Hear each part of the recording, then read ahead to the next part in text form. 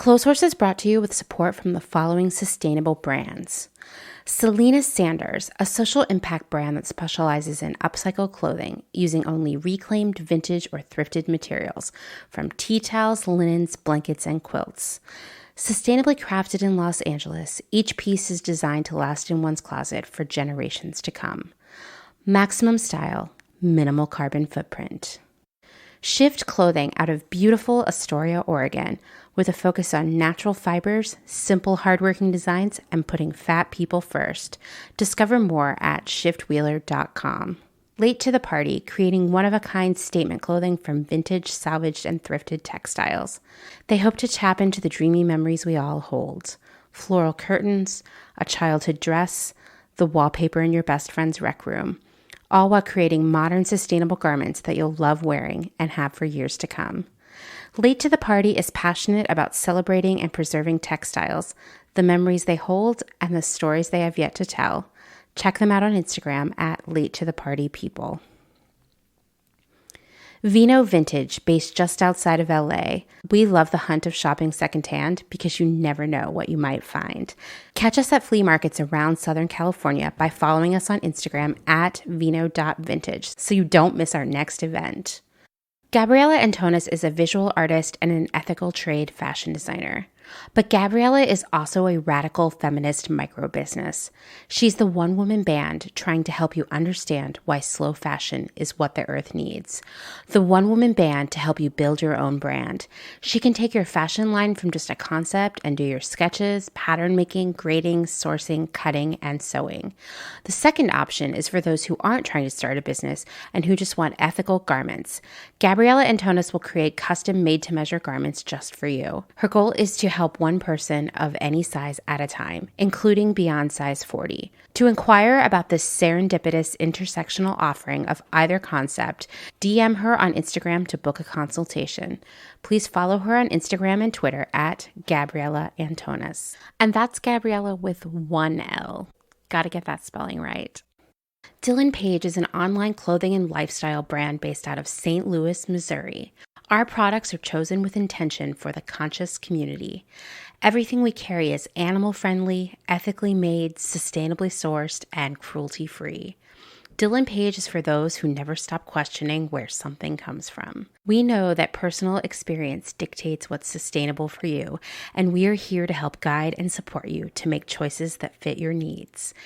Check us out at dylanpage.com and find us on Instagram at dylanpagelifeandstyle. Salt Hats, purveyors of truly sustainable hats, hand-blocked, sewn, and embellished in Detroit, Michigan. Find us on Instagram at Salt Hats. Karen Kinney Studio. Located in Western Massachusetts, Karen specializes in handcrafted earrings from found, upcycled, and repurposed fabrics, as well as other eco-friendly curios, all with a hint of nostalgia, a dollop of whimsy, a dash of color, and 100% fun. Karen is an artist/designer who believes the materials we use matter. See more on Instagram at Karen Kinney Studio or online at www.ckinney.com. Gentle Vibes Vintage. We are purveyors of polyester and psychedelic relics. We encourage experimentation and play not only in your wardrobe, but in your home too. We have thousands of killer vintage pieces ready for their next adventure. See them all on Instagram at Gentle Vibes Vintage. Thumbprint is Detroit's only fair trade marketplace located in the historic Eastern Market. Our small business specializes in products handmade by empowered women in South Africa, making a living wage, creating things they love like hand-painted candles and ceramics. We also carry a curated assortment of sustainable and natural locally made goods. Thumbprint is a great gift destination for both the special people in your life and for yourself. Browse our online store at thumbprintdetroit.com and find us on Instagram at thumbprintdetroit. Blank Cass. or Blanket Coats by Cass, is focused on restoring, renewing, and reviving the history held within vintage and heirloom textiles. By embodying the love, craft, and energy that is original to each vintage textile as I transfer it into a new garment, I hope we can reteach ourselves to care for and mend what we have and make it last. Blank Cass lives on Instagram at _Cass, and a website will be launched soon at blankcass.com. Located in Whistler, Canada, Velvet Underground is a velvet jungle full of vintage and secondhand clothing, plants, a vegan cafe, and lots of rad products from other small sustainable businesses. Our mission is to create a brand and community dedicated to promoting self-expression, as well as educating and inspiring a more sustainable and conscious lifestyle, both for the people and the planet. Find us on Instagram at shop_velvetunderground or online at www.shopvelvetunderground.com. St. Evens is a New York City-based vintage shop that is dedicated to bringing you those special pieces you'll reach for again and again. More than just a store, St. Evens is dedicated to sharing the stories and history behind the garments. 10% of all sales are donated to a different charitable organization each month. For the month of December, St. Evens is supporting New Immigrant Community Empowerment, a nonprofit organization dedicated to improving the lives of vulnerable and precarious immigrant workers and their families, with a focus on day laborers, domestic workers, and newly arrived immigrants. New vintage is released every Thursday at wearstevens.com, with previews of new pieces and more, brought to you on Instagram at wear_st.evens. That's Wear St. Evens. Country Feedback is a mom and pop record shop in Tarboro, North Carolina. They specialize in used rock, country, and soul, and offer affordable vintage clothing and housewares. Do you have used records you want to sell? Country Feedback wants to buy them. Find us on Instagram at Country Feedback Vintage and Vinyl, or head down east and visit our brick and mortar. All are welcome at this inclusive and family-friendly record shop in the country. Republica Unicornia Yarns, handmade yarn and notions for the color obsessed, made with love and some swearing in fabulous Atlanta, Georgia by head yarn wench Kathleen. Get ready for rainbows with a side of giving a damn. Republica Unicornia is all about making your own magic using small batch, responsibly sourced, hand-dyed yarns and thoughtfully made notions. Slow fashion all the way down and discover the joy of creating your very own beautiful hand-knit, crocheted, or woven pieces. Find us on Instagram at Republica_Unicornia_yarns and at www.republicaunicornia.com. Picnic Wear, a slow fashion brand ethically made by hand from vintage and dead stock materials, most notably vintage towels. Founder Danny has worked in the industry as a fashion designer for over 10 years, but started Picnic Wear in response to her dissatisfaction with the industry's shortcomings. Picnic Wear recently moved to rural North Carolina, where all their sewing and accessories are now designed and cut, but the majority of their sewing is done by skilled garment workers in New York City. Their customers take comfort in knowing that all their sewists are paid well above New York City minimum wage. Picnic Wear offers minimal waste and maximum authenticity. Future vintage over future garbage.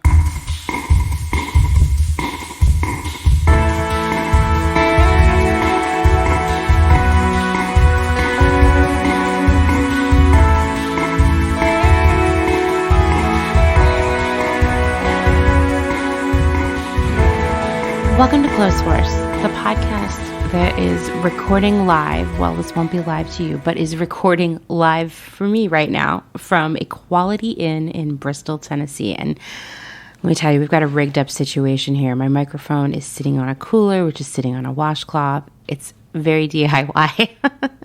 Anyway, I can't wait to sleep in my own bed tonight, and I swear I'm not riding anywhere in a car for days. But you don't want to hear about that. You're here for something else. So I'll tell you, I'm your host, Amanda, and this is episode 110. Today's guest is actually two guests, Sara and Doris of Fashion Forward, a New York-based not-for-profit think tank established to challenge the conventional discourse around the fashion system. They share information and explore these ideas via a variety of means. You'll hear about some of them today. This includes exhibitions, white papers, public speaking, cultural guides, consulting services, and of course, being here on Clotheshorse. Today, we're going to talk about the impact of the pandemic from a waist perspective. This is literally something that keeps me awake at night. I don't know about you. We'll also talk about the impact of the pandemic on fashion and style. Is it real? Is it overhyped? We'll talk about that today. And we're going to hit on something that's really important to me. I mean, all of this is, but this one's been really on my mind lately. It's the exclusiveness of the sustainability movement, which I touched on in the last episode. This is part one of our conversation because we ended up talking for hours. So the second half will be coming next week. But before we get into that, I have 3 small business audio essays that I chose to group together, well, because they were recorded outside the United States. I know, some really deep thinking there on my part. We'll be hearing from Aoife, the owner of ALONG, a slow fashion crochet business based in Ireland. Desiree recorded her essay in Rome, where she runs a resale business called the Pewter Thimble. And Justine sent in her audio essay from the UK, where she explains how after getting a degree in fashion design, she realized that she did not want to work in the fashion industry after getting a glimpse of the way it worked. So she started her own upcycling company, the Fashion Alchemist. All in all, it's a great group of stories full of great ideas and thoughts that will inspire you. If you've been following along since the beginning of November, then you know that for the rest of the year, you'll be hearing audio essays from different small business owners within the Clotheshorse community. And these 3 are just a sample of what we've heard so far and what we'll be continuing to hear. It's been so amazing to receive and hear so many excellent audio essays about small businesses from all around the world. Small business is the future. I know I say that in every episode. I'm saying it again today.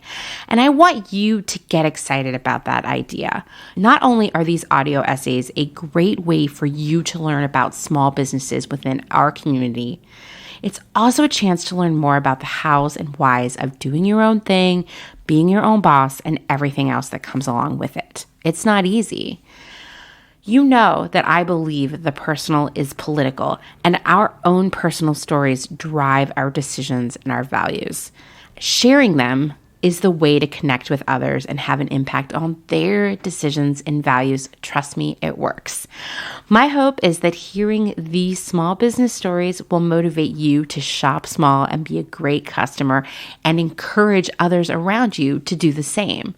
Then they'll tell their friends and their loved ones, and it'll just spread and spread and spread. This is how we make small business the future that we want. Okay, well, let's jump into today's essays. Hi, Amanda. This is Desiree of the Pewter Thimble.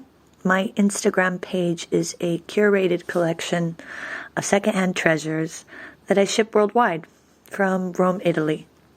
And I'm an avid listener of the Clotheshorse podcast and the department. I'm such a big fan of what you do, and excited to let you know a little about what I do.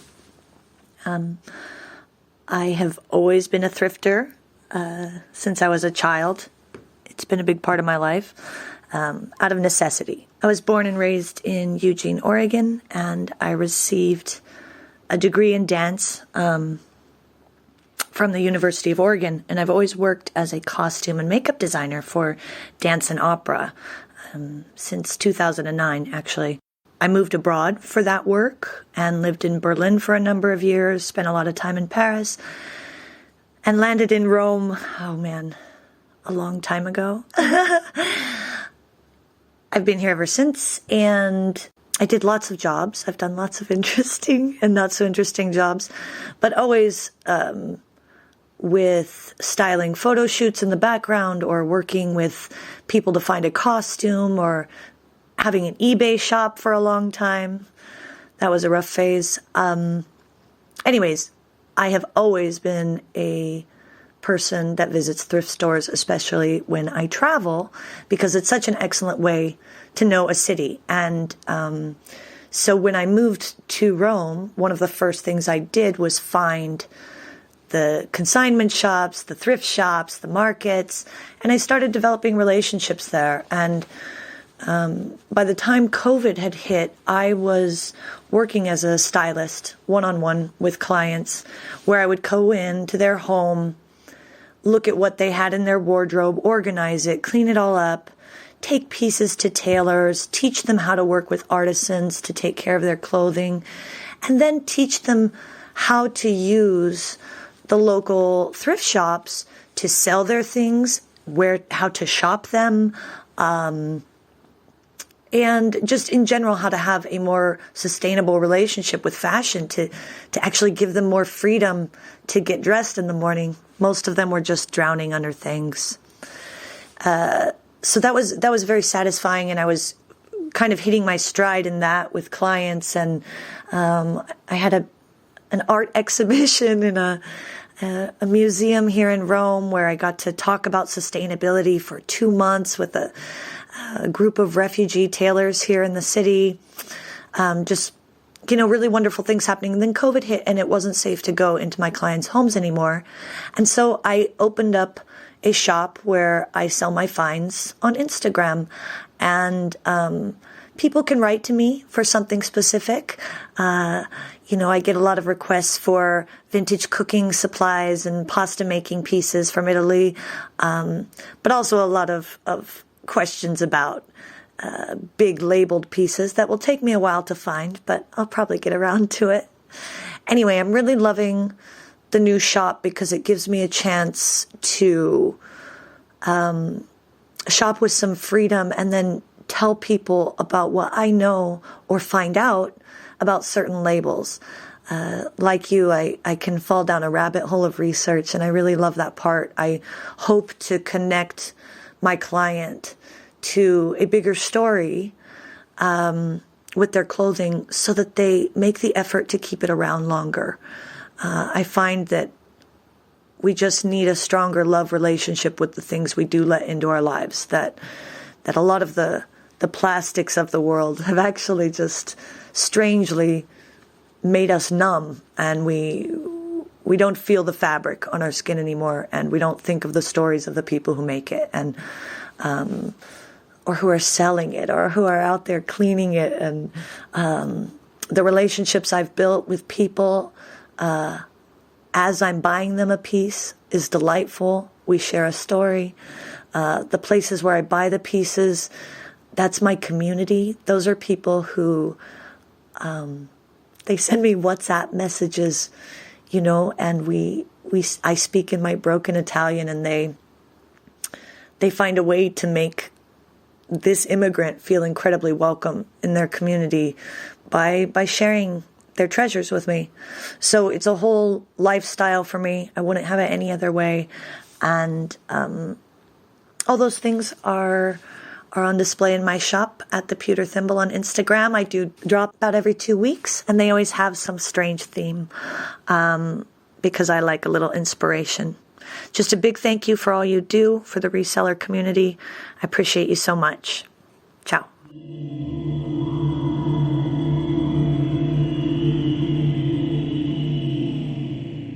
Hi, my name is Aoife. I'm the CEO and janitor of ALONG, a sustainable fashion studio here in Ireland producing knitwear and crochet. So I started my business about 6 months ago, initially because I love to crochet and make my own sweaters. I learned to crochet when I was about 8 or 9, and then I started again last year when I was feeling pretty unsure about my future after graduating in the middle of 2020. I've always loved fashion, but I'd really fallen out of love with fast fashion in my final year of college. I remember buying this beautiful red winter coat and walking by 3 or 4 women who were wearing the same coat the next day. And I noticed how every store followed the same color scheme every season. And my brother told me about a company that predicts fashion trends 2 years in advance.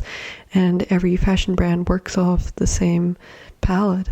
And I started thinking about how cheap the clothes were and how low the wages must be. And I just stopped buying clothes. I wanted unique designs that were made ethically, and I determined I just have to make them myself. So I started my business to share my designs, and people started to notice. I accidentally found a community of people who really care about the environment, who love art, and who want to wear sustainable fashion. I started with small commissions and worked up to bigger projects. Crochet really is slow fashion. A sweater can take anywhere from 10 to 30 hours or more, depending on the complexity of the design. So these ready-to-wear pieces are pieces of art, and the price reflects the labor involved. Equity of access is really important to me. I want to own a brand where everyone is welcome, and I've started to play with pricing options. For example, you can choose how much to pay for a sweater. Price A pays the farmer, price B pays the designer and the farmer, etc. I think it's a lovely way to bring transparency to the process, and it really integrates the customer. I think transparency is the Achilles heel of fast fashion, and I love to see small businesses being really open about their manufacturing and pricing models. And, if you love my designs and you'd like to make them at home, I sell crochet patterns with really simple instructions for about $10, or as a kit with organic Irish wool for about $80. Making your own clothes was in the past a sign of poverty, but now I think it's a sign of wealth. Knitting and crochet have become really popular in the past 18 months, and crochet is a lovely way to relax and focus on the movement of your hands. For me, it's a ritual, it's a meditation, and it gives me a lot of time to think. And, starting a small business, you have a lot to think about, and it's given me an opportunity to reframe my problems. Is this a challenge or an opportunity? When I started out with about $100, I didn't have money for branding and advertising and all the things we think of when we think of the small business that we want to own. But I've always been artistic, and my business has been a lovely way to use my photography skills, my writing, and my drawing. And you find support. I'm really grateful to the friends and family who've shown up, and my mom is essentially my head of marketing. She tells everyone she meets about my business, and I've learned to take leaps. I booked my first brand photo shoot before I knew how I was going to pay for it, and you have to trust. You have to hold the energy, and turning your creative passion into a business, it's really fun, and there's a lot of freedom. If I want to go for a walk on Monday afternoon, I can, but also I really have to set boundaries. The only way my business doesn't work is if I burn out. And my business has been so much fun, not just talking the talk with beautiful branding and imagery, but also walking the walk, working with Irish farmers, buying wool directly from family farms. Ireland is famous for knitwear, but the majority of the wool used comes from abroad, so I saw a definite gap, and I started reaching out to local farmers via social media. And I've started to work with a young sheep farmer here in Ireland who has a small flock of heritage sheep on his family's organic farm, and he produces the most beautiful crisp Aran wool, which holds stitch texture really well. And I grew up on a farm planting potatoes and, getting warm eggs for breakfast. So I'm really proud that my products will support a small family farm. And it's nice to be able to wear and sell clothes which really are sustainable and organic. So if this is something that appeals to you, you can find me at a.long.ireland on Instagram. My business wouldn't exist without social media, and I'm mindful that's not really sustainable. So I built my own website, along.ie. And I have a newsletter, which is unpredictable. The emails are sent every Saturday. The contents are the unpredictable part. Finding new customers is a struggle for every small business. So I'd really like to thank Amanda at the Clotheshorse podcast for this opportunity. And thank you for listening.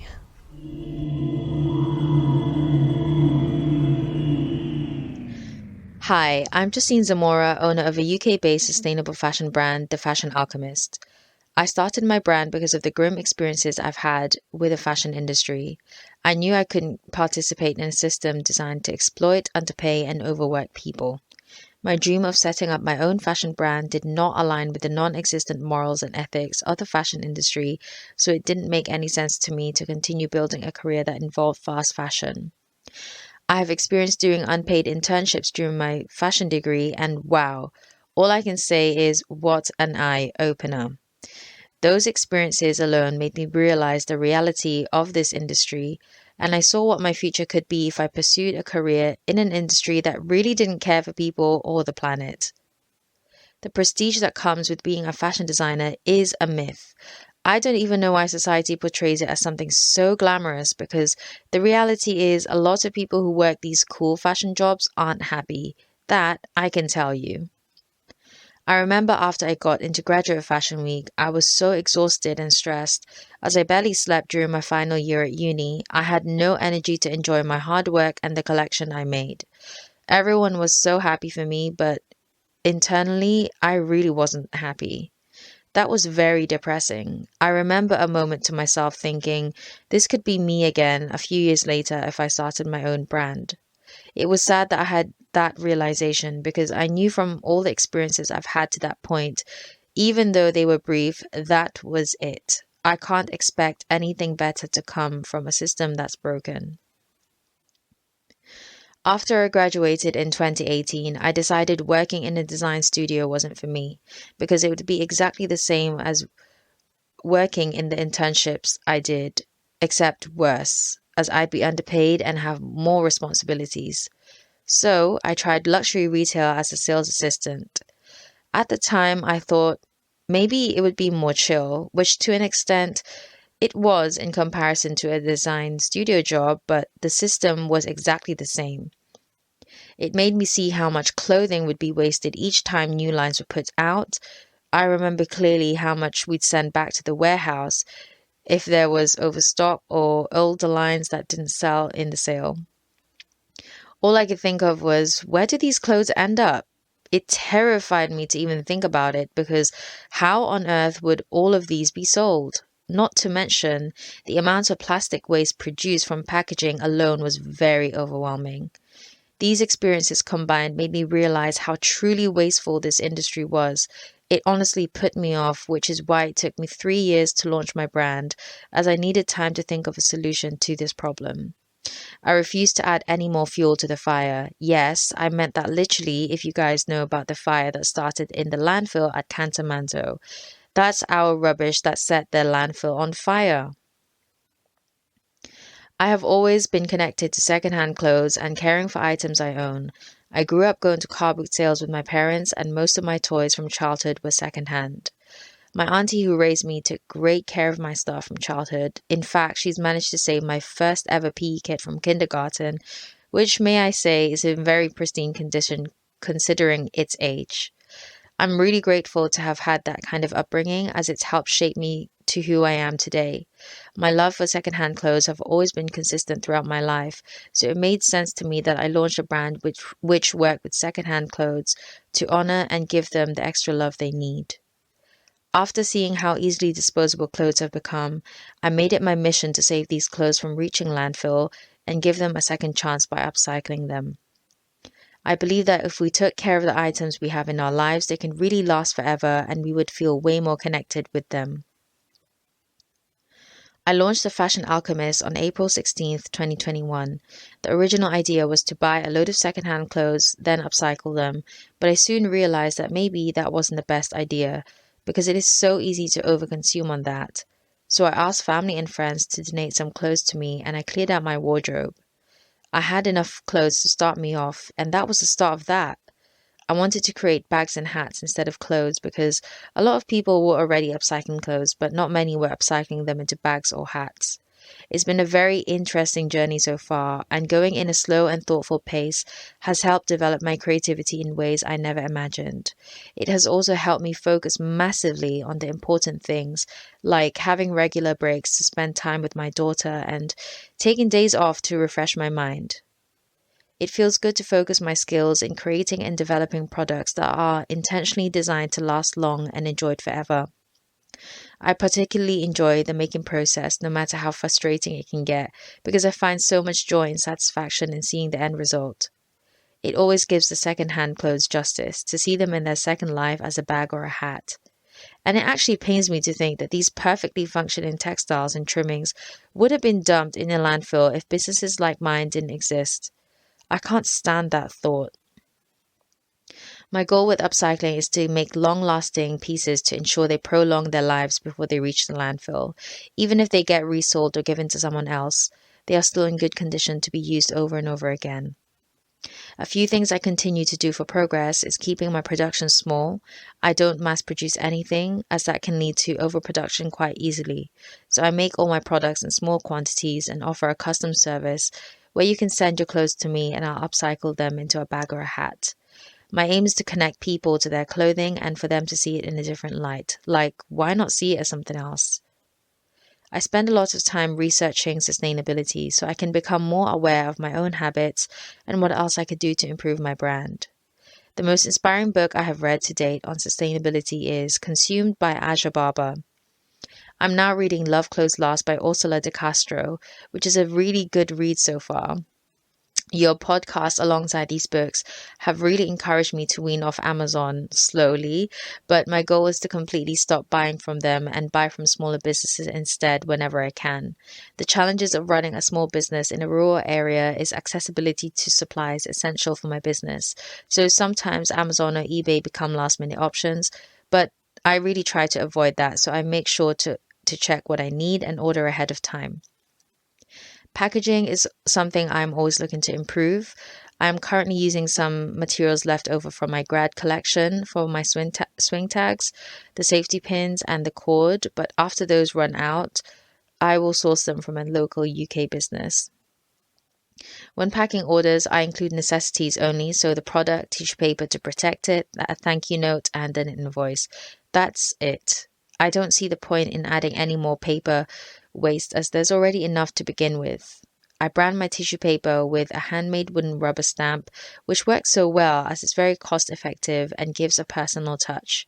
I'm not too fussed with how my packaging looks as the product matters more, but I do ensure to make it look as presentable and personalized as much as possible. You can find my upcycled bags and hats at www.fashion-alchemist.com. We ship internationally, and if you're from the UK, we do free shipping. We make custom pieces and offer 10% off your custom order if you give us your old clothes to upcycle. We will also be launching a new version of our bucket hat and a bigger version of our mini tote backpack, so look out for those. You can follow me on Instagram at _The Fashion Alchemist and TikTok at The Fashion Alchemist. Thank you so much to Desiree, Aoife, and Justine for taking the time to record these. I can tell you put a lot of work and thought into them, and they're so good. I'll be linking to their businesses in the show notes, so please go check them out. Give them a follow.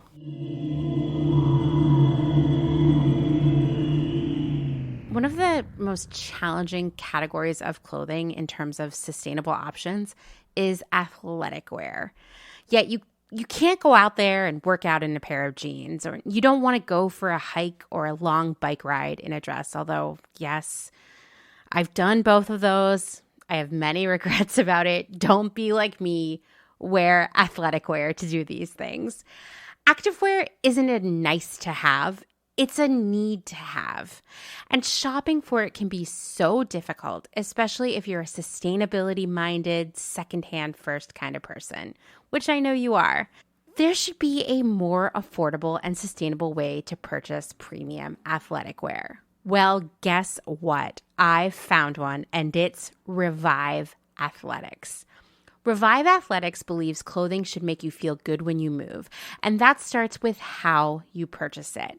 Shopping secondhand is the most sustainable way to shop, and Revive Athletics is committed to providing high-quality, premium athletic wear so you can feel good when you shop and you can feel even better when you move. Everything Revive Athletics sells is very gently used, and they carry a wide variety of sizes from extra small to 5X, and they offer all of the premium brands you've been scoping out, like Lululemon, Nike, Athleta, Girlfriend Collective, you name it. And while a pair of Lululemon leggings would cost you around $100 if you purchase them new, at Revive, you won't pay over $35 a pair. You're getting really excited right now, aren't you? Revive will also buy your gently used athletic wear and athleisure no matter where you are, and they'll send you a prepaid label to ship items into them. By keeping your gently used items in circulation, you're helping to reduce their carbon footprint. And that, my friends, is the hashtag secondhand first lifestyle right there. All items are carefully inspected and cleaned with Defunkify, an eco-friendly detergent made in Oregon. And I know you were wondering about that. Are you glad I told you? Revive Athletics is committed to building and supporting community. They offer classes in their space in Portland, Oregon, and they also donate items to Rose Haven, a Portland day shelter and community center serving women, children, and gender diverse people experiencing the trauma of abuse, loss of home, and other disruptive life challenges. What an incredible place to shop. I mean, I know you're sold now. You're like, tell me more, Amanda. How can I shop Revive Athletics? Well, if you're in one of my favorite cities, my former home, the place I think of as my hometown, Portland, Oregon, you can shop in person at their store, or you can go online at reviveathletics.com, no matter where you live. And even better, I have a special offer exclusively for members of the Clotheshorse community. Use promo code REVIVEIT15 to get 15% off your first purchase. And don't worry, I will include that in the show notes, so you don't have to run and grab a pencil right now. The next time someone asks you where you got your athletic wear, you can tell them, thanks. It's Revived. And know that you made the best decision and saved a heck of a lot of money too. Once again, that's reviveathletics.com. You can also find them on Instagram at revive_athletics. Go check it out. I think you're going to love what you see.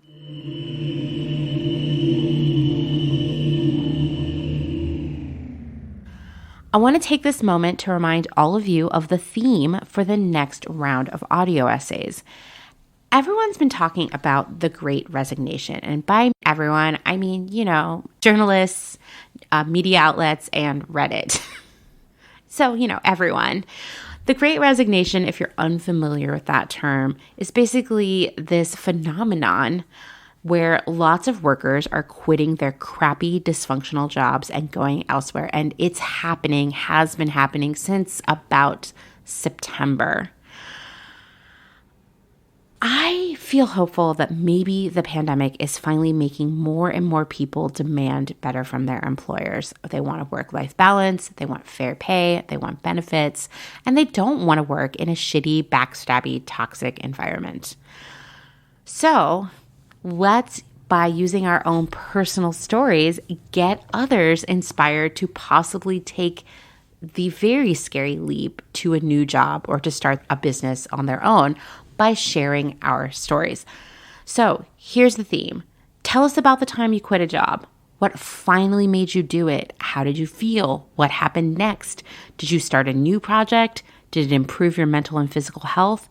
What is your advice for others who might be on the verge of making the same decision for themselves? How do you get involved? How do you share your essay? Well, write out everything you want to say and then record it using your phone or computer. Then you send it to me via email, amanda@clotheshorse.world. Don't worry, that'll be in the show notes. The deadline for this project is January 15th, so you have some time to figure it out. Your recording should be anywhere from 3 minutes to 10 minutes long. Know that I will edit it, we will clean it up for sound, and it can be anonymous or not anonymous. It's all up to you. Just let me know when you send it through. All right, well, after all that, let's get into the main event, part 1 of my conversation with Doris and Sara, which we recorded in September.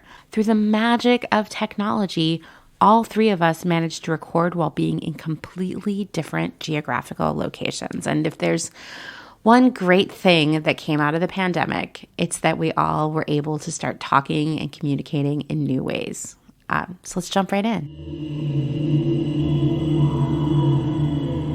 Why don't the two of you introduce yourself to everyone? Hi, my name is Sarah Emilia Bernat. I am a sociologist and brand strategist, and I'm one of the co-founders of Fashion Forward. And I'm Doris Domosley-Lantner, and I am a fashion historian and archivist, and I am the other co-founder of Fashion Forward. So what is Fashion Forward?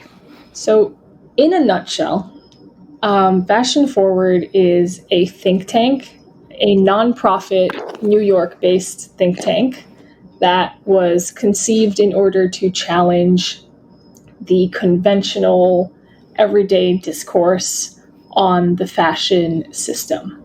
So that could mean a bunch of things. It can range from the discourse on environmental and social sustainability, and that, all of the myriad issues that fall under that umbrella. It can mean, parts of the consumption process, parts of recycling. So anything that has to do with fashion. And what we do is we take that information and we are making accessible programming, educational initiatives, events, and resources that challenge what you see in, the regular glossy magazines and where you usually get your fashion information from. I mean, I love that. I think the more people we can get starting to sort of poke holes in all of that, the better. We're recording this the day after the Met Gala, and my entire Instagram feed all day has been people's outfits from that.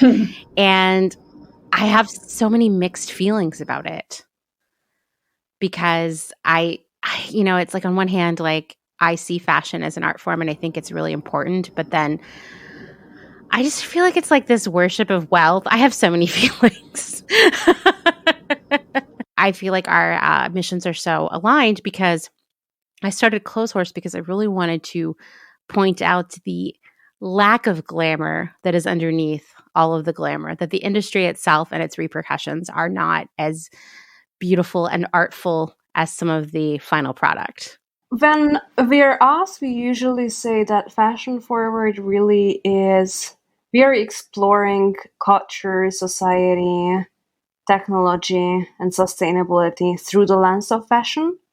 And I think that sort of like ties back to what you were saying. It really is, fashion is, it's two things. Like, first, it is style of a predominant era, but it also is a specific garment. And that's important because it sort of means that in any given time and place, fashion is a part of our material culture that tells us how we live, of what we find important, interesting, what is scarce, what is abundance. It just tells so much about how we live and what we value as society. Yeah. So I think it's completely normal to have all these mixed feelings because fashion is not bad or it's not good, but it sort of feeds and ties into these ideas that are really constantly on our minds. Yeah, I agree. I mean, I do think that the fashion is, in general, the styles of a time are so reflective of the time in which we live. And so it's interesting. I mean, I don't know what the fashion of the next few years is going to be. At the beginning of the pandemic, everybody was saying like, that's it, fashion's over. Everybody's wearing sweatpants now. There'll be no more style ever again. All of this, melodramatic stuff, right? Yeah, until people were just like, we cannot get to get out. Give us our gold glittery outfits. We need to get out. Yeah, it'll be interesting because, we can look back and we can say like, oh, people dressed this way because it was World War II and people dressed this way because, it was the 1700s. And I'm wondering when people 100 years from now look back at this time, if they're going to be like, oh, everybody wore sweatpants or what it's going to be. I don't know. I hope not. What a sad legacy. Yeah. It's actually really funny, I think, because trends usually appear in pairs. Mm-hmm. So, I'm curious if in 10 years we will look back. Is it going to be that we will be seeing people either in sweatpants or in ball gowns? I wonder. I do think when I think about a time in my life when there seemed to be such two opposite styles, two opposite trends that were like really permeating at least style here in the United States, it would be the early aughts where you have that like mainstream, like Paris Hilton, low rise jeans, bedazzled everything, juicy tracksuit style trend. And then there was like the hipsters with like ironic clothes and glasses and stuff like that. And I feel like you're right. It could be sweatpants and ball gowns in the future. Yeah, I mean, even now we can see all these Instagram accounts and Instagram posts and this trend of people taking out their trash, or not so much anymore, but during the lockdown, taking their clothes out or taking their trash out in ball gown, because like what is the occasion that you can dress up to, really? But I think like Doris can actually tell much more about this because of the archive project. Yeah, so that's a great segue. Thank you, Sarah. So actually last year, as I found myself, working from home and essentially under quarantine and having a different structure to my day, I was talking with a friend of mine who's actually a fashion researcher and designer in Hungary. And we kind of just floated around this idea of, what are people wearing right now? Because of this pandemic, is it different from what they usually would wear? Do they have anything interesting to say about these sartorial practices at the moment? And so we started this project called Quarantine SS20. So quarantine, spring, summer 20. And we gave it the name SS20 because we kind of thought that it would be over by the summer. I mean, and did. And then, of course, we were wrong. So we put out a call for submissions for people to send in one or, several pictures if they chose, with a short accompanying text to, describe what they're wearing and why. Is there significance to that outfit right now in the present day during the pandemic, and what its relationship to the pandemic is. And so we got I think almost 175 submissions from all around the world. So we were working from, we got people from India, people from China, Japan, Israel, London, lots from America, a lot from Hungary as well because of where she's based. And we really got an interesting mix of submissions. We did get a lot of sweatpants, I have to say. Yeah, we got a lot of sweatpants. Yeah.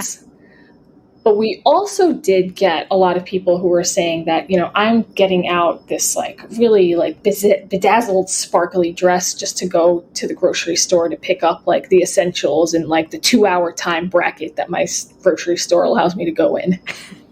And, we got people who were really, it was kind of two opposites, just like Sarah was saying. It's coming in pairs, one that was really just, very low key, I'm sitting in my kaftan, or some people said that they were wearing kimonos at home and watching TV all day, or some people who were I'm just taking walks in my neighborhood, literally in my ball gown.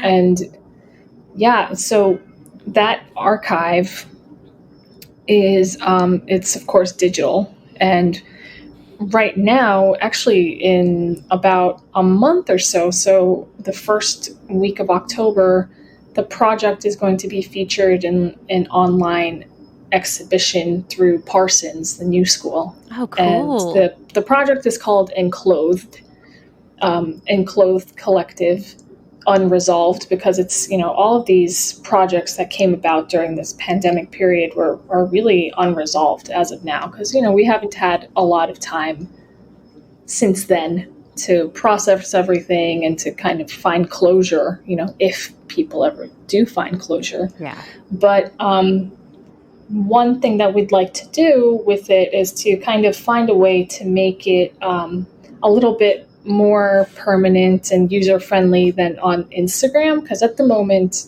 we have, of course, the submissions on our Google Drive, but we also, of course, have the Instagram version that is very live and publicly available. And we'd like to now kind of formulate it so that it can be searchable in a database for academics and researchers to also plug in and kind of, see if they can find certain patterns or certain conclusions, if you will, if you can find conclusions from this. Yeah.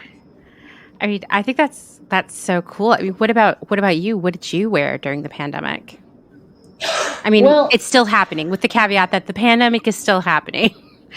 Right. So now that, we've had at least just a little bit of distance from it, I think, we did name it quarantine because we were assuming that the people who were submitting were in quarantine of some shape or form. Yeah. Yeah. And I definitely was for a long time.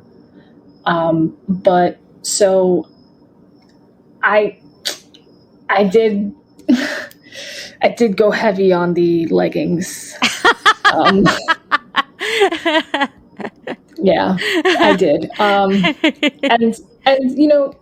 part of the reason, and I think it will be, you'll find that it is excusable, is because I was pregnant last year, and so I was wearing maternity leggings because you only have so many options, I think, when you're pregnant, and leggings are very comfortable. And so the combination just brought me to leggings, basically, I'd say 6 or 7 out of the 7 days of the week.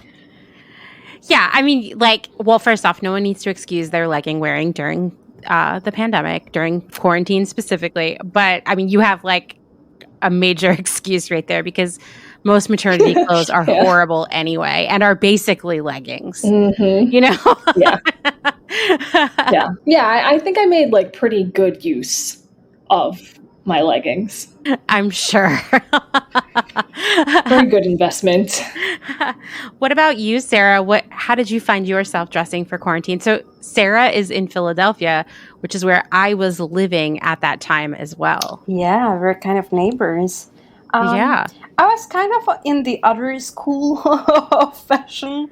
For me, I need to have some kind of a balance because I'm literally walking from one room to another, and for me, I needed to have that kind of a structure to be dressing up a little bit, but me not too. Ballroom style. But so I had to. I think also just in general, working from home, even besides of the pandemic, for some people it works just to roll out of bed. To me, my outfit really impact how I feel and what I expect from myself. So for me, I wish I could go very comfy, but then I sort of get comfy with my outfit as well, which, is not necessarily ideal. But I mean, if it works for anyone, I think this is the time where we should be absolutely choosing what we like to wear and what we can wear. Oh, absolutely. I mean, I'm definitely more like you in that, I have gotten up every day and gotten dressed into normal clothes, my normal pre-quarantine clothes, because it helps me create that separation between work and not work, and just helps me. It makes me feel better at what I do. I can't explain it, but more focused.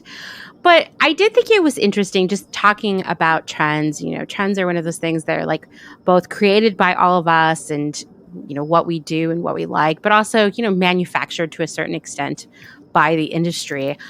I really felt that the industry, fearing that no one would come and buy anything, was exceptionally pushing the agenda of sweatsuits and leggings. Like they were like, you don't have enough sweatsuits and leggings, I bet. Yeah. Now's the time. Buy more. I mean, it really is. So I'm coming from, my background is more in branding, while Doris is more in fashion history. Mm-hmm. So she's coming more from the academic side. I come more from the practice side. And I did see from in the branding world too, this kind of a reaction right away. I've worked with a lot of fashion brands, and it's a very difficult thing, honestly, to be reacting on from my side, because what I see is largely also people who still need to make a living, and they still need to take care of their families, and they still need to take care of their employees. And that really means that they need to sell stuff. So what do you do in a time where more so than usual, there really isn't any more need to buy things? It's true. And the soul of branding is to understand how people behave, how people think, what is it that they desire. And so here we are during the quarantine, the lockdown, and these people really need to understand what we are under lockdown are experiencing, and how we want to and can step out from everyday situations. And sweatpants is really one of those very few ways that we can sort of redefine ourselves. Yeah, it's true. It's true. It was interesting. So, I lost my job at the beginning of the pandemic, and I was working for a rental company, which is probably the worst fashion company you want to work for in a pandemic, because of course everybody cancels their memberships immediately in rental, because where are they going, right? So after I was laid off, I saw them pivot into trying to rent out sweat clothes, to rent out leggings and sweatshirts and sweatpants. And oh no, I know, it made me really sad. It made me really sad. Like at the same time, it's like, I get it. It's a really hard time. You got to keep the business going, and people need to have some semblance of joy and happiness in such a traumatic, lonely time, so maybe getting a fresh pair of sweatpants that you can wear for a couple of weeks feels good, but it was, I felt also very concerned, because I saw some companies who were not going to go out of business. No one was going to starve if they had to slow down a little bit for a few months, still pushing even more sweatpants our way. And I wonder if we're going to, because we're not out of it yet, right? In fact, we're just as in it as we were last fall. I'm wondering if next spring, when theoretically things will be better, if everyone's going to throw out their sweatpants once and for all. Because my friends who work for other companies that, among other things, were selling reusable masks, saw masks drop off sales-wise immediately in June, as everybody was getting vaccinated. And they are back up to their previous levels in terms of sales. And the impression everyone has is that everybody threw out all of their reusable masks immediately. It's so funny that you mentioned this. Doris and I, we presented at the conference at the Manchester University exactly on this. Oh, really? Yeah. Tell me more.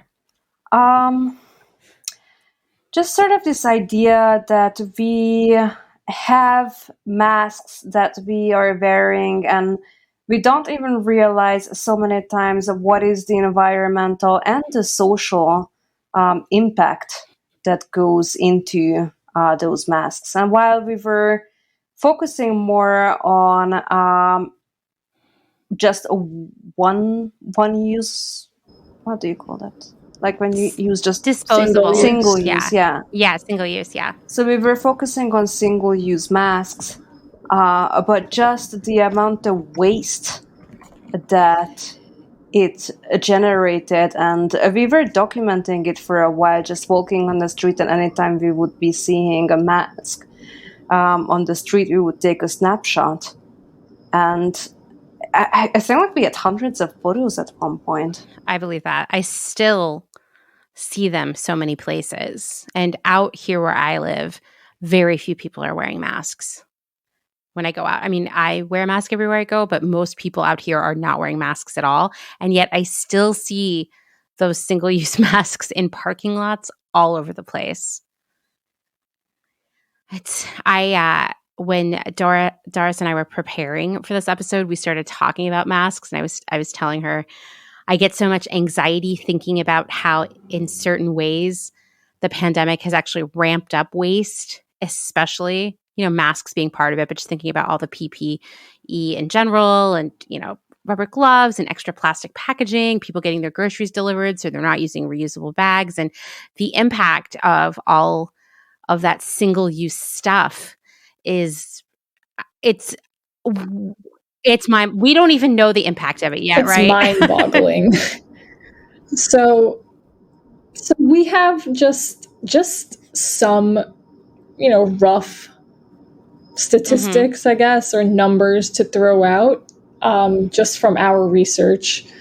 So, researchers at Monash University in Australia found that essentially if every person, let's say hypothetically, every person on the planet used one mask, one disposable mask per day during the pandemic, then it would result in the waste of 129 billion face masks. Wow.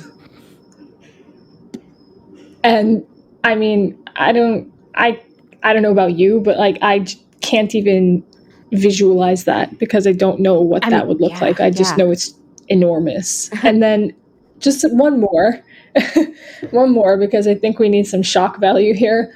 The United Nations actually says, quote, if historical data is a reliable indicator, it can be expected that around 75% of the used masks as well as other pandemic-related waste will end up in landfills or floating in the seas. So that's 75% of the, let's say, 129 billion masks are pollution. Yeah. Oh, I believe it. In some form or another. I believe it. When we were having all of the just biblical rain as part of the last of Hurricane Ida, all I could think about was all of the plastic bags and masks that were flowing, being caught up in all of that rain, flowing into the sewers and ultimately ending up in the water. And it was really disturbing. I mean, it's like, and that's, the masks are just the beginning of this, because in certain ways we moved backwards in terms of consumption of plastic packaging and plastic bags. Like you can't really shop bulk right now, and people are getting more takeouts. There's all those containers and like grocery delivery. And I mean, it's going to be years until we fully can understand the impact from a waste perspective. And, that's going to be years after the pandemic is over, which it's not. So it can be really overwhelming to think about that, but I think it's really important for everyone to be mindful of that and realize that for all the positive changes we're all working on making right now, there's still all of this other waste flowing out into the world. Yeah, and it is truly devastating, and I think it sort of like goes back to what we were just talking about all these yoga pants and these pandemic clothing. And I think the problem is only partially the fact that they're overselling these items. For me, the bigger problem is that brands' involvement stop after selling the items. So, I mean, it really is, I think, like an incredibly unfair and irresponsible behavior to leave people with all these outfits that that they're not going to use forever. That they're not going to be biodegradable. So what is going to happen to them? Right. I mean, and that's not the people selling them's responsibility, which is really problematic because, It means that they don't have to make product that lasts a long time, right? They don't have to invest in the R&D to create clothes that last for a long time. They don't have to be cognizant of how these items are going to break down in the landfill, so they can continue to use synthetic fabrics and petroleum-based dyes and all these other treatments that make even organic fibers inorganic, And so I would, to me, making this industry responsible for the end of life, which I feel like is, quite a bit off, quite a big, like down the road, would be such a major shift for everyone. We would see such a difference in what we were buying immediately. And we really have all the technology for that. I mean, as you were saying, now we have all the materials to have long-lasting clothes, or even super short-lasting clothes that we can just throw out in our garden and decorate in like a couple of weeks, and like no fault, no harm. Yeah. And that's honestly like my dream for the future. I wish there would be more repair services, cool repair services, these mending studios everywhere, that you would just be able to take your old clothes and there would be somebody who would look at you, you would be chatting with them, they would sort of get an idea of your personality, and they would just revamp your outfit. Because I think like in our culture, we do have this, in a way it's a need to reinvent ourselves through our wardrobes. But there are also plenty of ways how to do that in a way that is not necessarily damaging for the people and the environment around us. Right. We live in this throwaway culture where a lot of the objects that come in our life, they feel temporary because we don't have them around for a very long time. The problem, it's problem being an understatement. The reason that doesn't work is because none of these things that come in out of our life at such a rapid clip that seem temporary are actually temporary in terms of their existence on this planet. Like, if we could make clothes that we could throw in the backyard, imagine, that's a dream world to me. Like, when can we make that happen? Because if we want to continue to have new things all the time, and, I get it, we're humans, we want to be entertained, we want to be excited, we like trying new things. And it's also a very social thing to connect with one another. Right, that's what happens essentially when we dress up to go to a job interview. We assimilate ourselves into a culture. That's what happens when we wear ugly sweaters. For Christmas, these kind of traditions, like, we really create these customs that bond us together. Fashion is really not superficial. It is extremely meaningful. And I think like that's why it would be also incredibly important to tap into it more. And we cannot expect consumers alone to solve this problem. While it's very important for them to understand what is at stake, we just cannot expect them to solve this problem. No, absolutely not. Let me rewind on that. A lot of people hear a statement like that, which is fundamentally true, and what they take away from it is not the meaning, right? What they hear is, well, it's really the industry's job to change anything, so I don't need to do anything. I'm a passive participant in this, and I'll just keep doing what I'm doing, and someday the industry will change, and then I'll have better clothes, and they will last longer or degrade immediately, and either way, I'll be along for the ride. But ultimately, coming from the person who's worked for the retailers that are making all this stuff, none of that happens without our involvement, and that is both our involvement as consumers in, demanding better and not buying things that are bad, bad for the planet, bad for us. And also pressing for, governmental change, for actual like policy around this kind of stuff. It's not going to just happen. I've talked about this a lot, but there was someone in my old neighborhood group on Facebook who posted about a package of Keurig cups being stolen from their porch. You know, those like disposable coffee they make one cup of coffee, but they're made of plastic. Yeah. Someone jumped in and said, you know, you really shouldn't buy those. They're actually like not recyclable, and the coffee's really not even that good. If you want more instant coffee, you could try this, blah, blah, blah. And someone else came in and said, who cares if someone uses K-cups? None of us can ever compete with what Amazon is doing to the planet, so we should just keep doing what we want to do. And I'm just like, no. I know somewhere you saw someone say Amazon's impact on the world from an environmental perspective is far more significant than yours, and that is in fact true. But that doesn't mean that we all just give up and wait for Amazon to change, because Amazon will not change without a push externally. Yeah. So this is where like our initiatives come into play, right? So at our symposium, for example, we've had questions of consumption and production, and like I think part of the problem, which is why we founded Fashion Forward, is that you know, there's a lack of accessible information that doesn't feel like it's, you know, either being shoved down your throat from, you know, somebody that, I don't know, some people might interpret to be too radical, or conversely, you know, Vogue telling you that this is how it should be, or, like it's all the information that's out there just always seems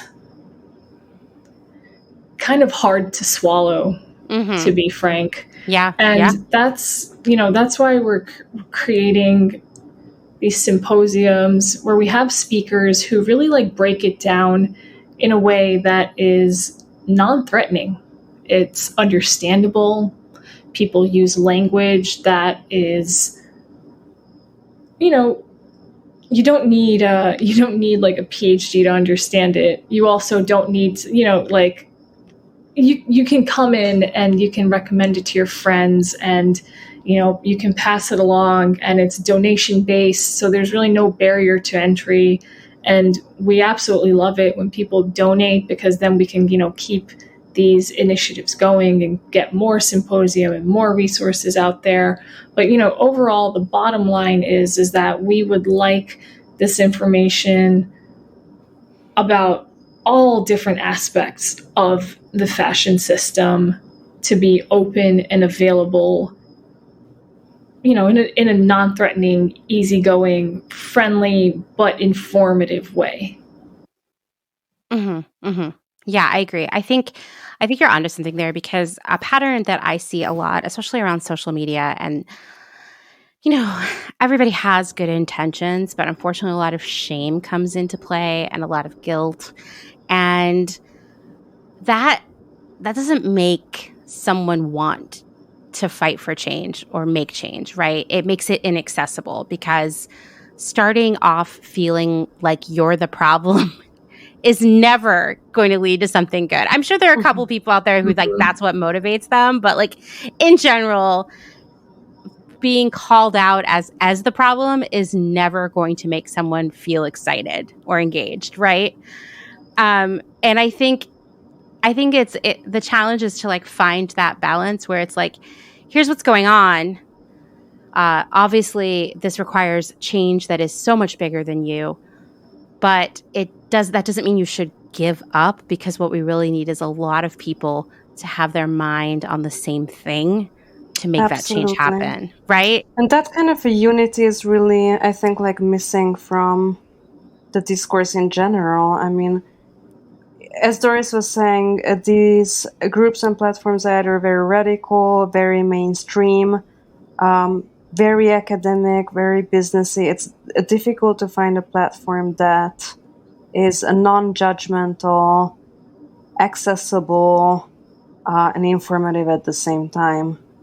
And especially, I think, when it comes to the sustainability discourse, it is something that is extremely essential, but at the same time, sustainability can be very exclusive. Very. I agree. There's a lot of gatekeeping there, especially around like education and wealth and race. And even consumption too. I mean, if we're thinking about keeping up with culture, inserting ourselves into situations that are required for social mobility, I mean, fashion is something that we need to participate in. And I think it's only a very small, for now, it's only a very small part of society that are able to buy sustainable clothing. Of course, you always have second-hand option, but then when you are, for example, not living in major urban areas, it's a little bit more difficult. I mean, the idea of fast fashion, for example, was born out of this idea that clothing can be democratic.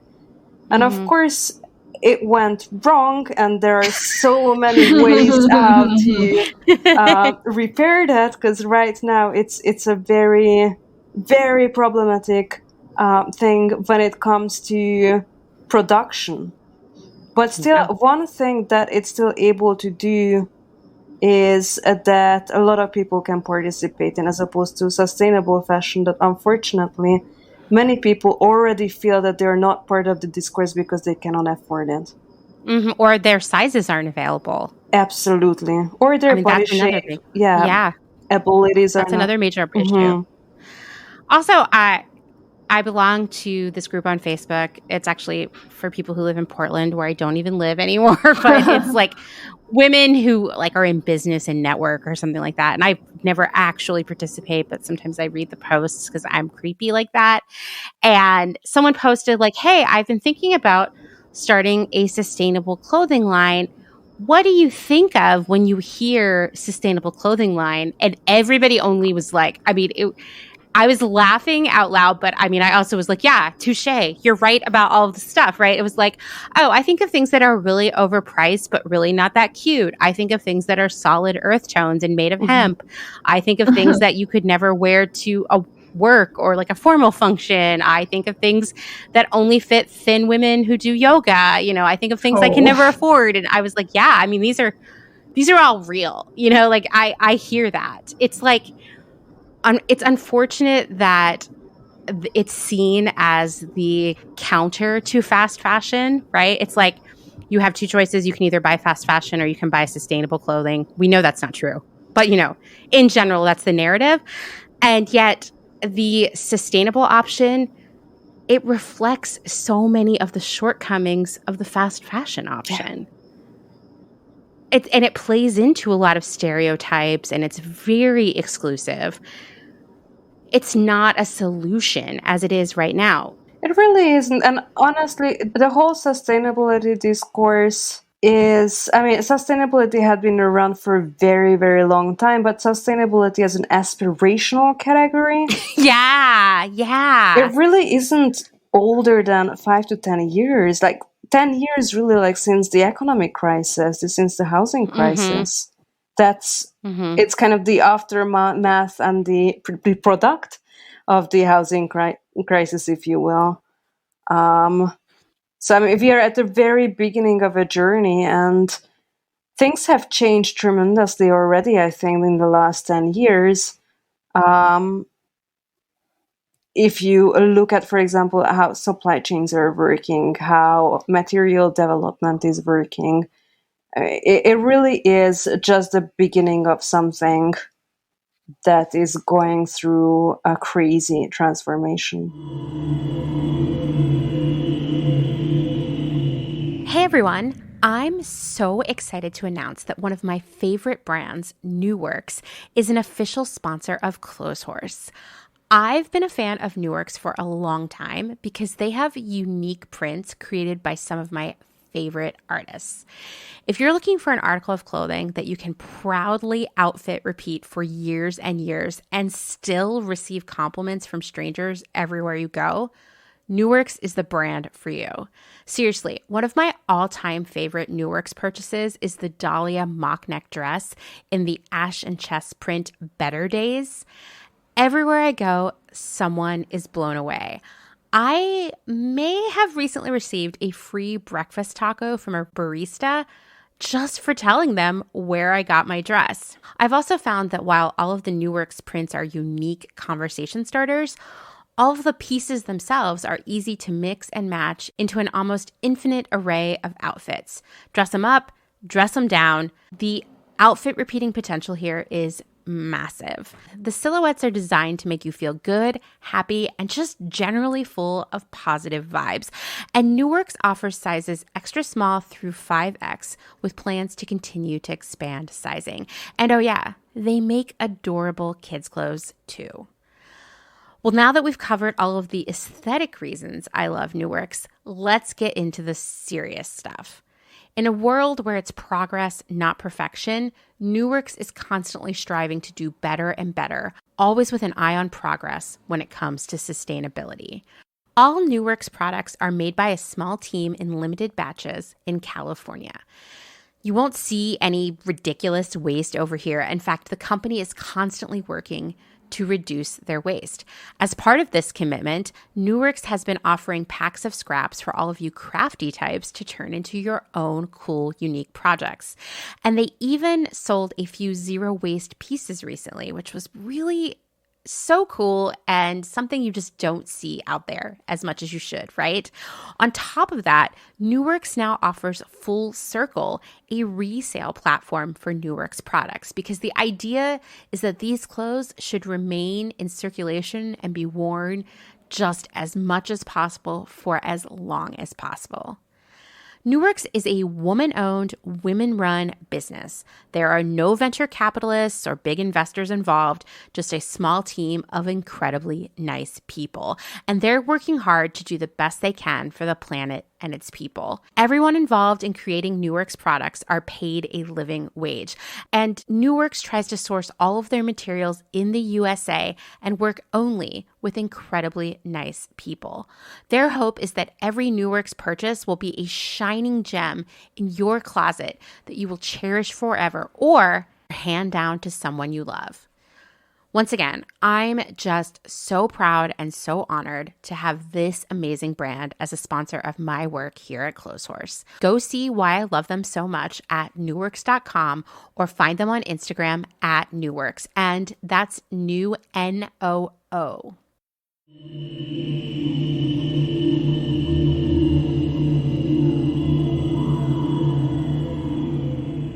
It's interesting to think about sustainability in fashion as an aspirational lifestyle really arising after the financial crisis as fast fashion was also really taking off exponentially. And I think for so long, it's been the counter narrative to fast fashion. So even though fast fashion made fashion more democratic and more accessible for so many people, for some, it kind of took, without the elitism of fashion previously, it took the fun out of it for them. And I do think a lot of people pushed themselves over into that sustainability space. I'm thinking of, like, for example, Reformation, because it was a more premium idea to them. It was creating an aspirational alternative to fast fashion. And I think that is, it kind of began maybe with the wrong motivations to a certain extent. And that's why it is still 10 years later so inaccessible to so many people, because it has that aspirational lifestyle attached to it. And every time I say or use the word aspirational, especially in relation to fashion, it always ends up not being good, like a good story. Yeah, I mean, aspiration has that kind of a divide. Yeah. Yeah. I mean, as a person who's worked for brands that were thinking, like, how can we be more aspirational? Or, like, what's our aspirational customer? Yeah, we'll take money from everybody else, but, like, who's the customer we really want? Mm-hmm. It always ended up being something that was really, steeped in a lot of classism and racism, ableism, anti-fat bias, all of those things. So not that I'm saying sustainable clothing is that, but it's just, I think it isn't as accessible because of where it began. And my hope is that as more people want those things, that can change. But it's got a long ways to go. Well, I was just going to say, it's hard to even know what sustainable is anymore. I mean, true story, right? Like, what do you mean when you say sustainable fashion? There is no such a thing as sustainable fashion. I know. Every time I say it, you have to imagine that it's in like really bold quotation marks because, right, it doesn't mean anything. A lot of the brands that are out there really selling on this platform of sustainable aren't. They should be selling on the platform of accountable. Yes, exactly. I mean, storytelling is nice and it's very, very important for consumers, but we have had enough storytelling. And agreed. Our markets are super saturated. We have so many brands. So I think like sooner or later they will have to start like really getting on accountability and put the storytelling on the side and match it with data. True. I totally agree. I mean, I think I like to hope that we have reached the peak in terms of storytelling around greenwashing because nothing has any data to back it up at this point, and so many words that 10 years ago would have felt very meaningful in terms of describing the way your business model functioned, they have lost all of their meaning because they've been misused. Yeah. Or just some of these words are, empty. What I think drives me crazy is conscious fashion. Because that sort of implies that, like, if you're not getting that, what are you, unconscious? I mean, what are you if you're not buying conscious fashion? I know. How are you seen? I mean, the implication of that is either you are conscious or you don't care about anything. Exactly. Like, that's not true, But I think also that subtly sells that idea to you, right? As a customer, where you're like, well, I don't want to be that person who doesn't care about anything. I'm a person who cares. I must be conscious. I will buy this conscious collection. Yeah, but then, like, my issue, and I think everyone's issue is that what does it make those people who cannot buy those items? I mean, and that's how these kind of social patterns are being regenerated. And that's why those groups who are able to buy sustainable fashion are going to be seen as more refined, more intelligent and sophisticated, as opposed to people who are buying fast fashion. Oh, absolutely. Which, I mean, I understand, like, now I may come off as somebody who's promoting fast fashion. That's really not what I'm doing. By the way, Sara is being promoted and paid for her appearance by fast fashion. Now, I think, I mean, this is another podcast that's not my podcast, that what I'm about to say, but where that would lead. I went through a phase, which like was earlier in the pandemic, where I felt like I had a lot more time to just doom scroll and be mad at people on the internet, as a lot of us felt, where I would see, especially during the election season, a lot of people who ostensibly should be on, my side of politics, right? On Instagram, painting people who, maybe voted Republican or lived in the South in general, or, maybe didn't fully understand climate change, this kind of stuff, as just being dumb, poor hillbillies, and kind of further polarizing this world that's already so polarized. But everything that I was seeing was so deeply entrenched in classism that, like, oh, all the people who vote Republican and who don't believe in climate change and, all the stuff, they're just dumb and poor. And I'm like, actually, like, a lot of people who vote that way and have those political beliefs, like, have a lot of money and are really educated. And you're just being the elitist that we're all being painted to be on this side of the aisle, Yeah. And I think that there is a lot of that happening in the sustainability, for lack of a better noun, space, where it's like very exclusive. You have to be a certain type of person who dresses a certain way, lives a certain way, lives in a certain place to participate. And for me, the thing I think about most of all is how do we change that? How do we get more and more people involved and feeling comfortable to be involved, like they matter and are invited? Yeah, most people do react to positive reinforcement more than negative reinforcement. But, I mean, in order to do so, I mean, change needs to happen on a big scale, and that works on the commercial side too. No change is going to happen because a very, very minor part of society is doing it. Exactly. It's going to involve being inclusive. Well, and also that change is not going to take place if you're just placing the blame on somebody else or, shaming somebody else for their decisions. I mean, it's essentially, it's victim blaming, in a way. Yeah. Where, basically, I think what the pandemic made even more obvious is that the fashion system really, as it currently is not, and then here we go again, sustainable to use that word again. It's not sustainable. We need a new word. Well, although to be fair, I'm not using sustainable in that sense of like, hey, I'm thinking about like, what is the long-term life? Right. What is the literal meaning? Yeah. The actual literal meaning.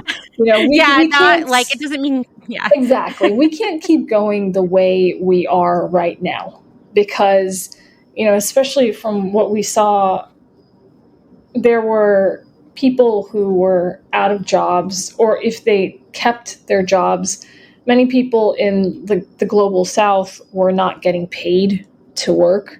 And yet these factories were, churning out clothing by the millions. And, people did kind of have that time to be a little bit more introspective. And I think, interestingly enough, now that we're kind of going back to the office, back to schools, back to physical places of being, it's a little bit sad, but it feels like that introspection is waning. And so the question is, how can we keep those conversations alive, right? And this is where it's a two-way street. That's, what we said before, but just to underline it because it's so important, is we need to have parts of the industry who are listening to what people are saying and what they want and how they would like the system to be shaped, and then create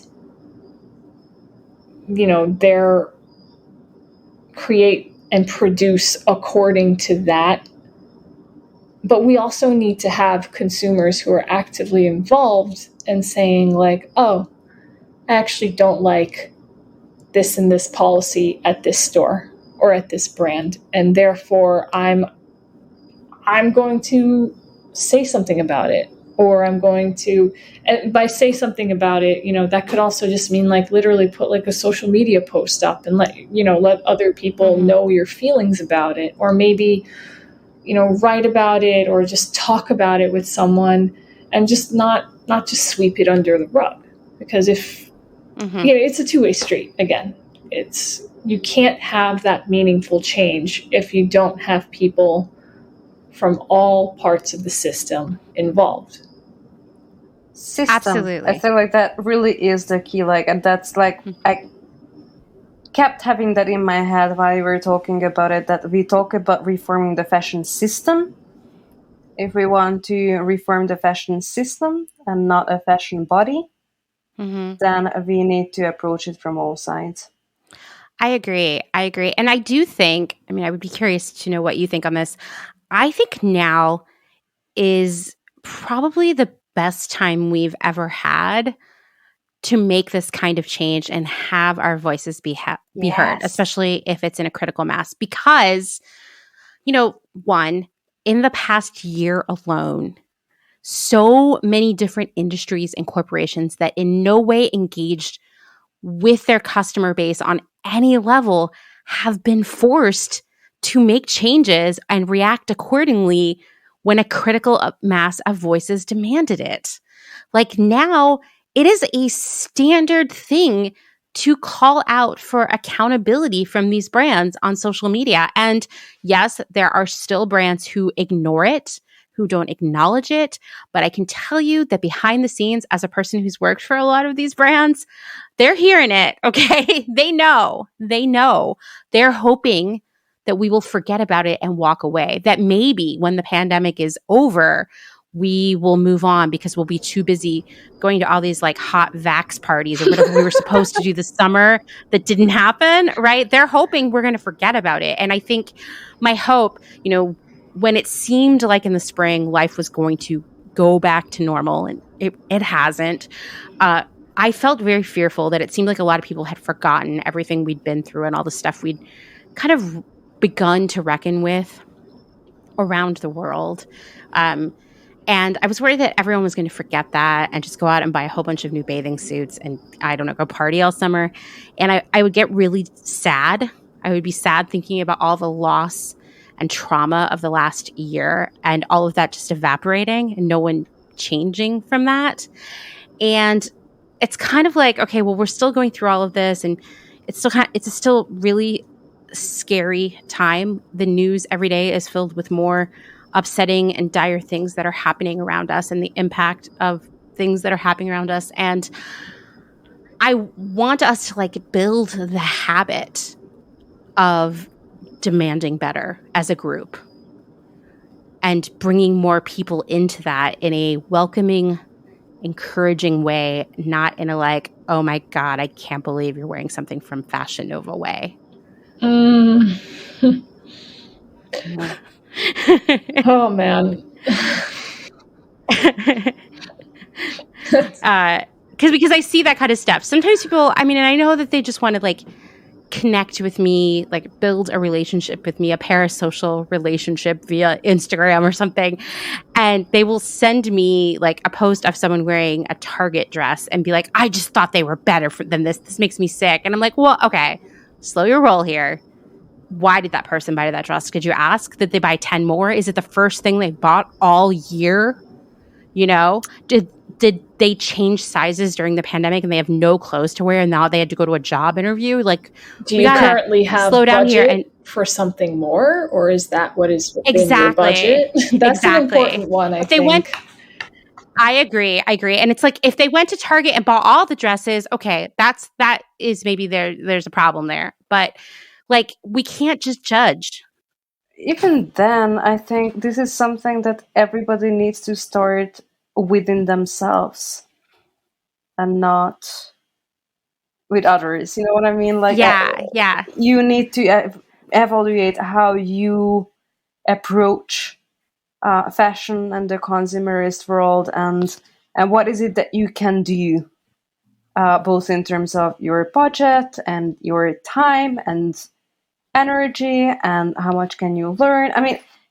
There are so many components, and we cannot I think it's even difficult to, and maybe that is the reason why people tend to focus on others, because it can be overwhelming. But still, the change must start from ourselves. That makes sense. Yeah. No, I've been doing a lot of thinking about, because I'm thinking about this problem all the time. How can we do better? How can more people feel included? How can we rip away this judgment? And I do think that there's this fundamental human nature. I don't know. I was thinking about how sometimes we just want to be mad at someone else when we're frustrated with what's going on around us. And so it's easier to pick someone that you worked with who bought a new dress from Target and be angry at them than it is to think like, whoa, this is a whole system that is a problem, you know? Where does that person live? That might have been the only place to ever get a dress in their size today. You know what I mean? Like it's a much bigger problem. And I think that sometimes we're frustrated and we want an easy outlet for that frustration. And so these are all the things I'm thinking about all the time. Like, how can we move beyond that?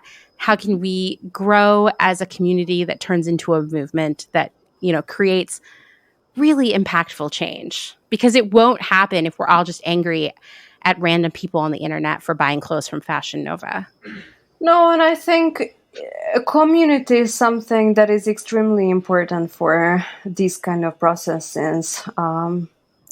Because we also, on the emotional and social level, we need to engage with others, we need to connect, we need to digest information, we need to learn how to evaluate those. And it's extremely important to have those kind of communities where you feel that your opinion may be accepted, your questions may be accepted, you venting could be accepted. And that's not necessarily a bad thing, as you were saying. I think as long as it is on people's minds, that is a step towards something. Yeah, making progress for sure. For sure. But I really believe that now we have the potential to make more change than we ever have. Me too. I mean, just even like in terms of technology and just being able to transmit your voice, to express yourself, to be creative about it, but also the other technological inventions, whether it is materials or a better design or eliminating waste during design. There's all these different components that are possible because of different technologies.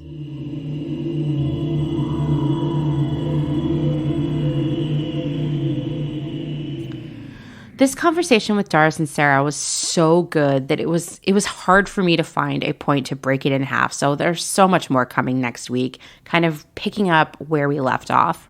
We'll continue our conversation about the power we have as individuals to make change in the realms of fashion, waste, sustainability, and so on. Fashion Forward is about to start a Kickstarter to fund their zine. We'll be talking about that more in the next episode, but please go check out their website, fashionforward.io, to learn more about all of the projects they've been working on.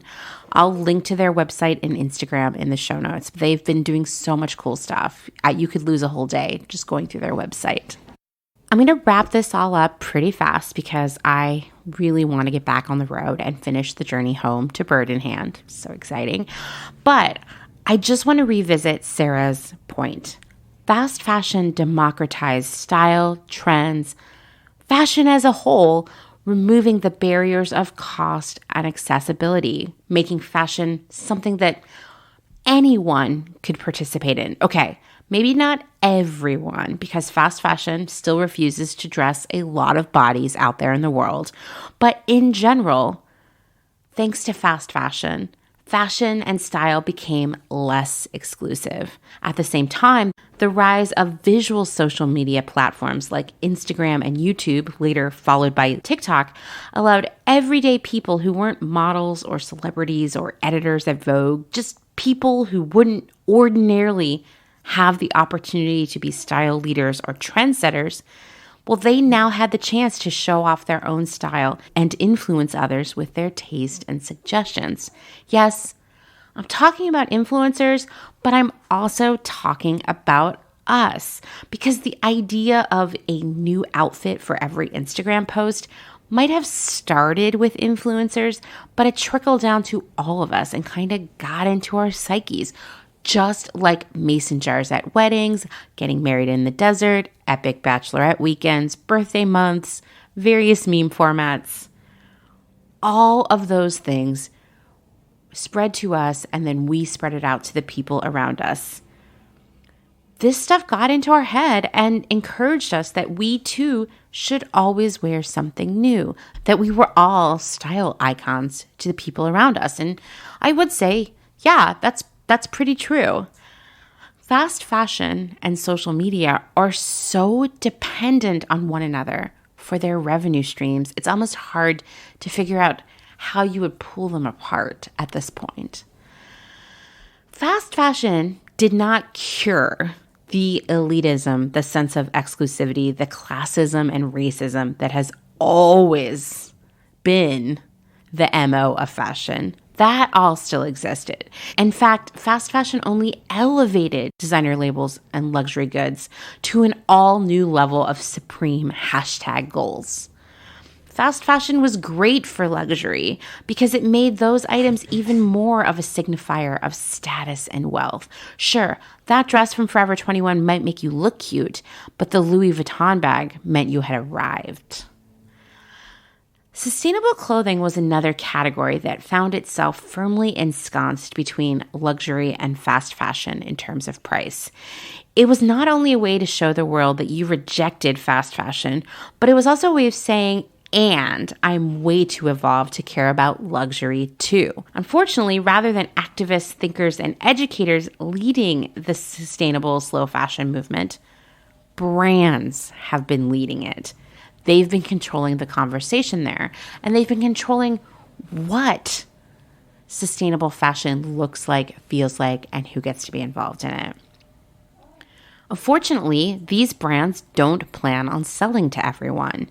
Hence the lack of sizing, the lack of diversity in its models, the lack of true education attached to the brands and their social media presence. If you don't see yourself reflected in this image of slow fashion that's being projected by brands and its influencer partners, why would you feel like you could join it? This has only succeeded in making slow fashion less accessible and less inclusive. In fact, I would say that luxury has a more diverse client base than sustainable fashion does at this point. It's not for everyone, and unfortunately, this movement will never succeed if it's not for everyone. Social media not only helped grow fast fashion, it grew luxury sales too. I mean, the it bag, you see it on the gram, you got to go buy it. And it's definitely also driving so-called sustainable fashions business too. What if we harnessed that power of social media and rather than using it to sell someone something, we use it to educate and welcome people into the community? This is something I'm thinking about constantly, hence all of the work, and trust me, it is so much work that I put into Instagram posts. The average post takes 3 to 4 hours to create, but I'm okay with putting all of that work into social media.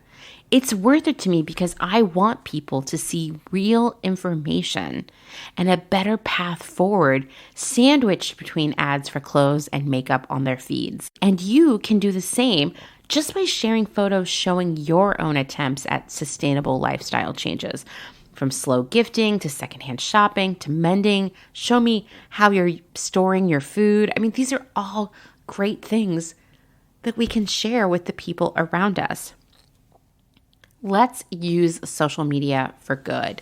Let's exert our influence to those around us and show them a better path forward.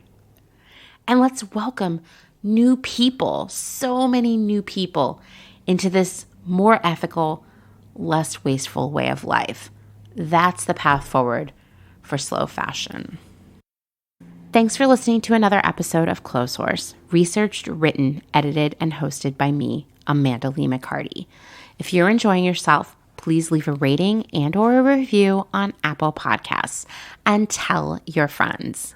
That's how we get more people into this community. If you would like to support my work, please check out patreon.com/clotheshorsepodcast. And thanks as always to Dustin Travis White for our music and audio support. Bye.